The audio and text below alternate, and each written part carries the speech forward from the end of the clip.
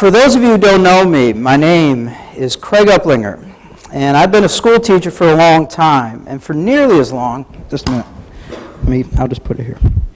For nearly as long, my wife and I have gone to this church, coming up on 20 years. How about I just put it in there?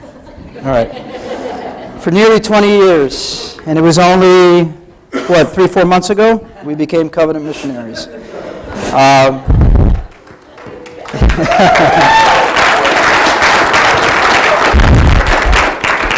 Thank you. If you don't know, my wife is the beautiful one singing over here. This sermon, this message today, this has all been put together by a beloved community, a community we have at Grace. And it's a wonderful community that I'm thrilled to be a part of, but I'm even more privileged and honored to speak on behalf of today and to talk to you, my Grace family, because you have defined what it is to be a Grace family for our family, especially in this past year.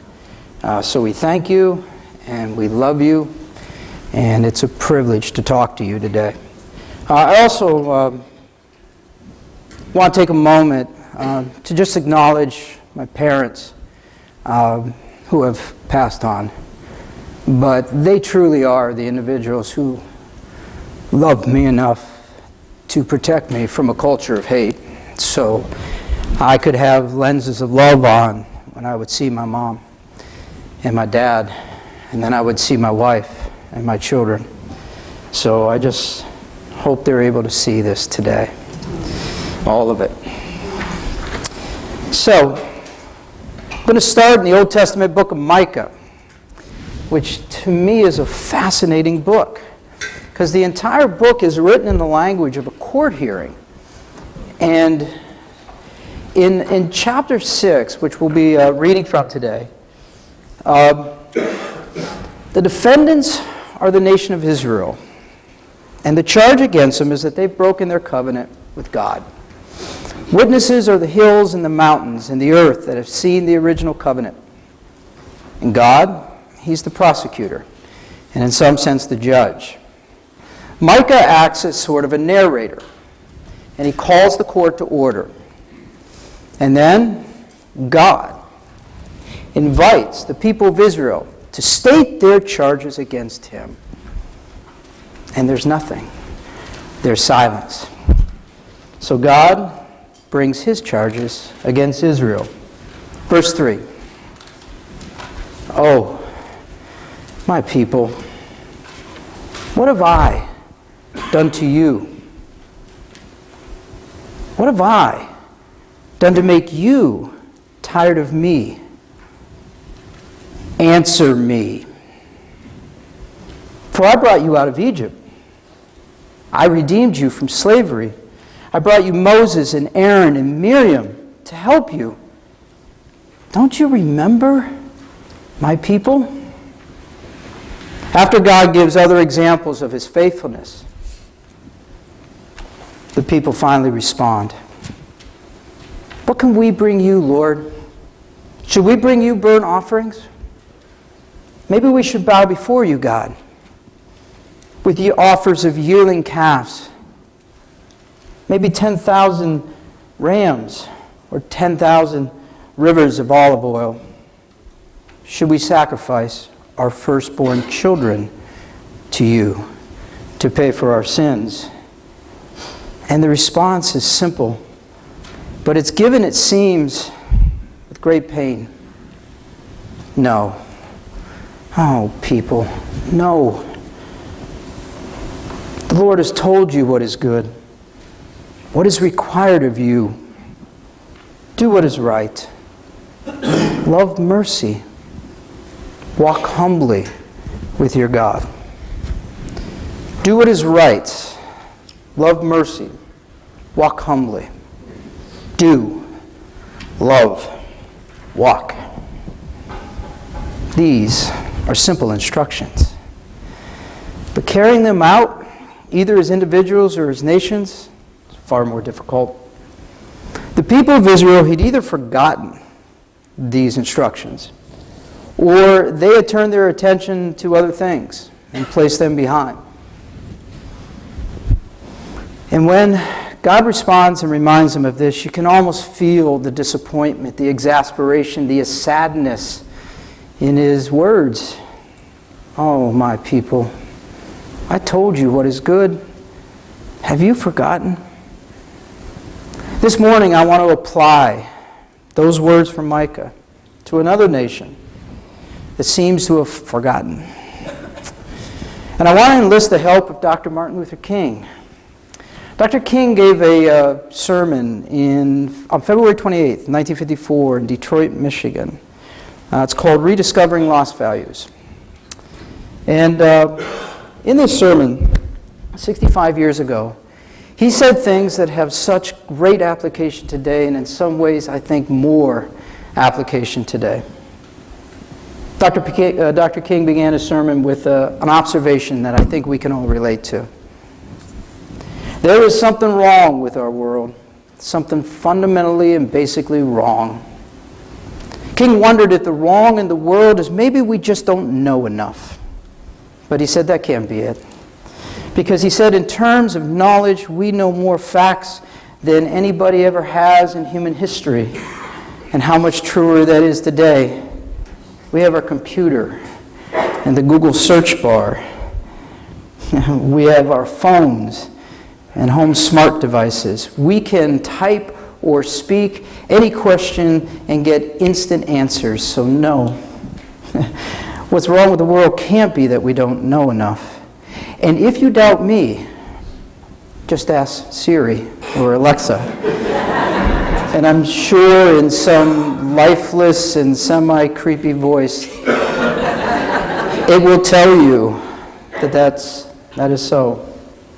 King also wondered if the wrong in the world could be because we haven't progressed enough, because our scientific genius has lagged behind. But he said that can't be it. Scientific progress, he says, had warped distance and placed time in chains. And as an example, in 1954, he gave the remarkable instance that a letter could go from New York to China in 3 days. Can you imagine? In 3 days. But today, we have emails and text and tweets and Skype and Facebook. We have so much technology that we have created a just instantaneous global communication. So no, what's wrong with the world can't be because our science or our technology has not progressed enough. So, he wondered, what could be the cause of the problems in the world?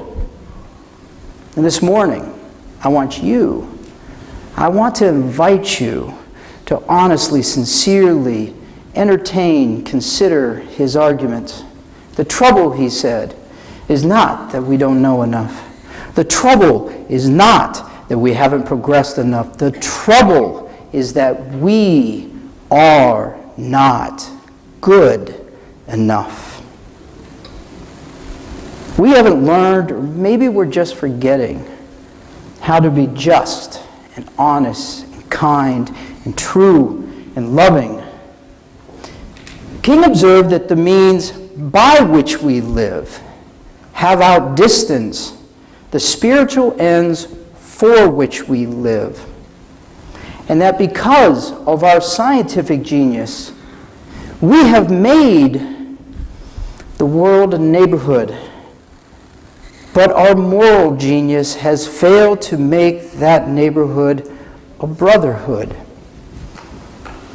Once again, King's observations seem truer to me today. We have a Twitterverse, a YouTube, Instagram, Facebook universe. A YouTube, Instagram, Facebook neighborhood.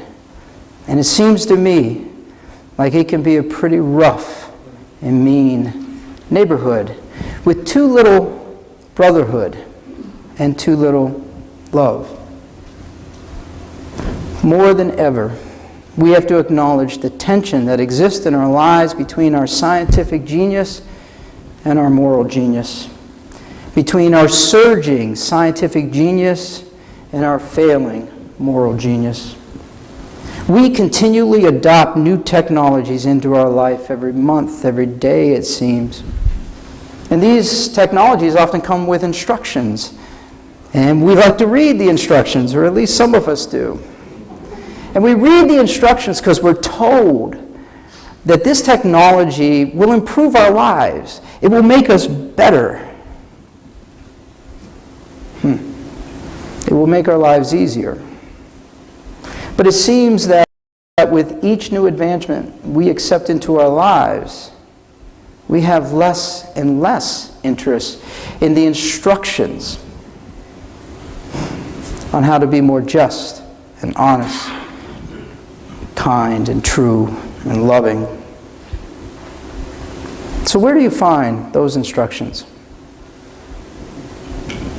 Well, if you're going to find it, you have to pause.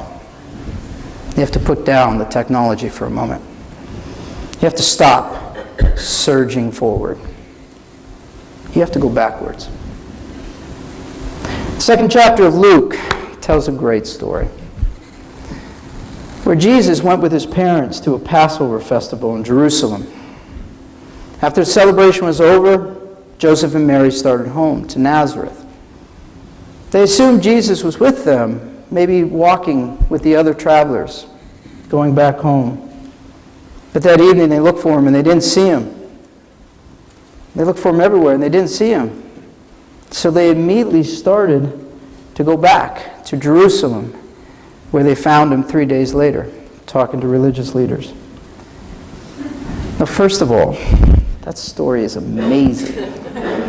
It makes me feel so much better about every mistake I ever made as a parent, because at least I didn't do that.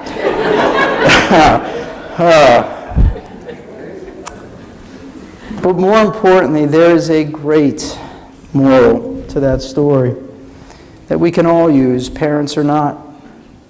Sometimes it's necessary to go backwards before your lives can go forward. This is especially true when what is left behind is precious and of great value. As parents, Mary and Joseph had to go back to find their precious son because he was of great value.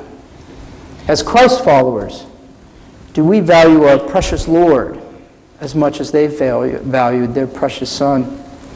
Are we willing to stop our progress long enough to go back and rediscover his precious value? Do we understand that until we do, our lives are going to struggle to go forward?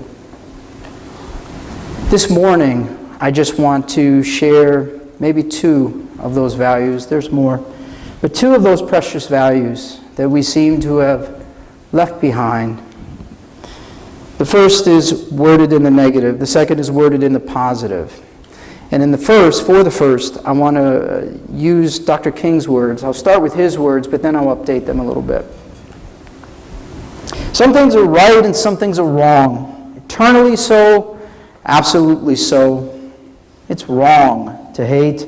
It's always been wrong and it always will be wrong. It's wrong in America. It's wrong in Germany. It's wrong in Russia. It's wrong in China. It's wrong in 2000 BC, and it's wrong in 1954 AD. It's always been wrong, and it always will be wrong. It's wrong in 2019 AD. It's wrong in our schools or our workplaces or our churches. It's wrong in Ferguson, in Baltimore, in Charlottesville. It's wrong on our southern border. It's wrong on every border. It's wrong when we tune in to watch it. It's wrong when we log on and read it. It's wrong when we like it or share it or post it ourselves. It's wrong to hate.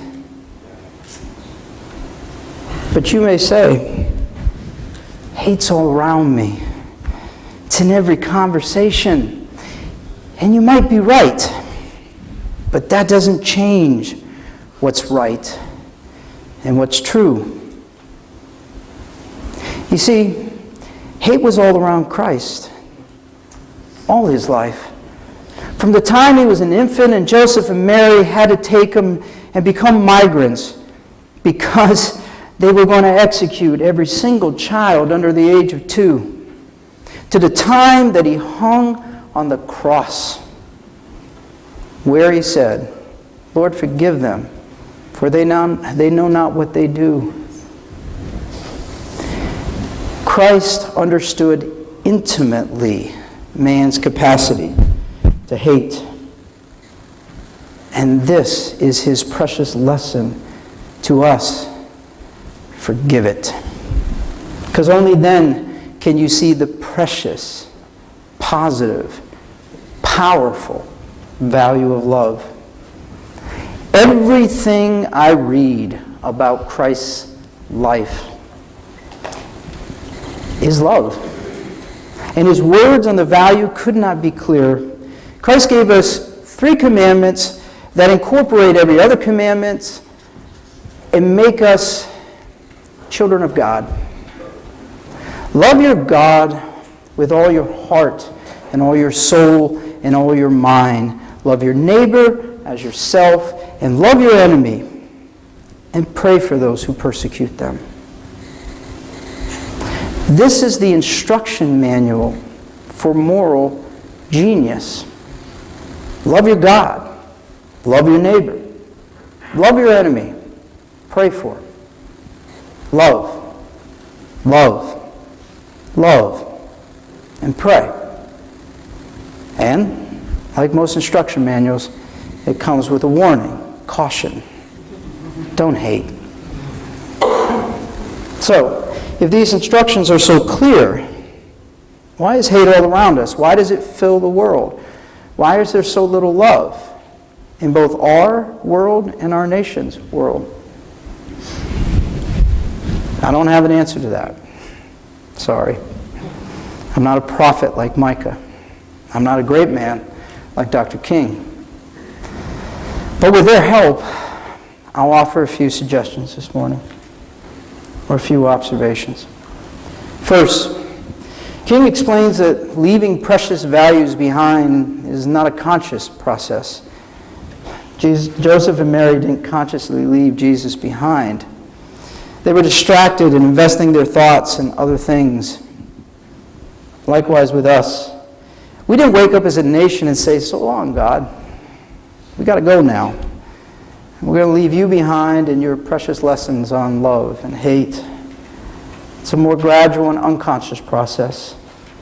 I do believe, however, that our scientific genius accelerates that unconscious process of leaving precious values behind. The amount of technology that we use and the amount of knowledge we gain from it is astonishing, even from 10 years ago. It's great. But it invests us in other things that distract our attention, including hate.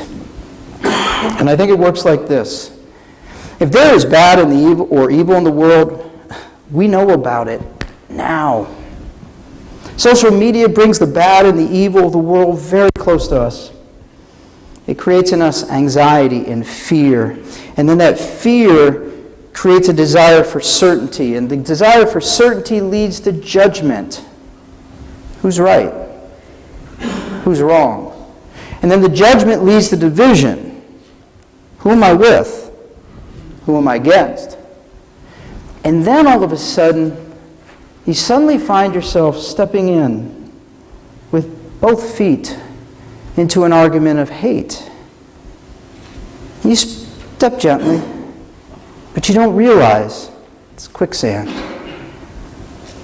And you quickly find yourself knee-deep in hate, and then waist-deep in hate, and then neck-deep in hate.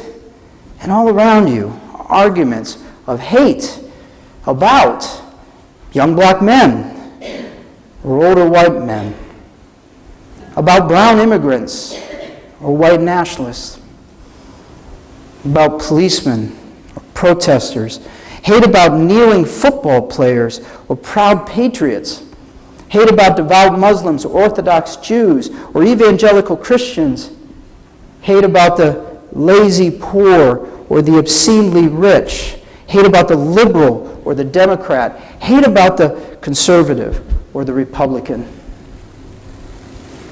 The categories in America in these arguments are endless. But maybe even more frustrating is they use arguments that rarely explicitly use the word hate. As Dr. King says, they justify hate by dressing it up in garments of love. Too many Americans dress up, disguise what they hate by talking about what they love or what they believe in. I don't hate them. I just love this, and they are destroying that. But it's just dressing. Because laid bare, that argument still has hate in it.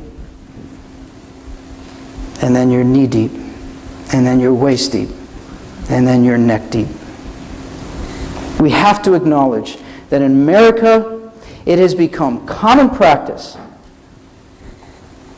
to explain to others who you are or what you are or what you believe by identifying who or what you hate. And when you do that, when we do that, you are attaching a part of your identity to hate. This is in direct opposition to the precious Christian value of love. That value that says that the only way to discover who you are, to discover who you were designed to be, is through love. Our scientific genius has indeed made the world a neighborhood. Our moral genius is failing to make that neighborhood a brotherhood. But I don't speak to you in judgment. I'm part of that neighborhood. And I engage in these conversations. And I try to add brotherhood. But on many days I fail. And I step stupidly with both feet into the quicksand. And as I talk to family and friends, or watch TV, news, or conversations about it, or go online and read or watch about it, I unconsciously get drawn into the fear and the judgment and the division. And I feel it in my heart and my soul, and it doesn't feel good. And as I sink in the quicksand, I get angry because I know I'm sinking. And then I just want to yell. I want to yell at everybody I'm listening to or talking to or reading. I want to say, my God, would it be all right if I just don't hate something today? If I just don't hate someone today, would that be all right with you people? Would it be all right? Why? I mean, tell me why. If I agree with you, I have to hate them. Or why, if I love them, I've got to disagree and hate you. Would it be all right with you people if I just don't hate anybody today? Could I maybe just try to love everybody today? It goes through my mind. Sometimes versions of that come out of my mouth. But it wasn't until this message that I realized I had been sending that in the wrong direction all the time. I shouldn't have been directing it at other people. It should have been a prayer. My God, would it be all right if I don't hate today? Show me how not to hate today. My God, would it be all right if I love today? Show me how to love today. My God, help me to understand that I will never see justice through the lens of hate. My God, help me to understand that I can only see justice through the lens of love. My God, help me Use love to see justice today. Help me. Use love to help others see justice today. In 1954, Dr. King questioned his congregation and challenged them. He said the following: "I'm not so sure we really believe that there is a law of love in the universe, an eternal law of love in the universe, and that if you disobey it, you will suffer consequences. I'm not sure we really believe that." After questioning his congregation, he challenged them. And as he challenged them, on that winter morning, February 1954, I humbly want to challenge you on this winter morning, January 2019, in his honor. The thing that we need in the world today is a group of men and women who will stand up for right and be opposed to wrong, who will stand up for love and be opposed to hate, who will stand up for justice and be opposed to injustice. A group of people who will do right, love mercy, walk humbly, love their God, love their neighbor, love their enemy, and pray for them all. What we need is a group of people, a group of men and women who will go into the world and do and love and walk and love and love and love and pray.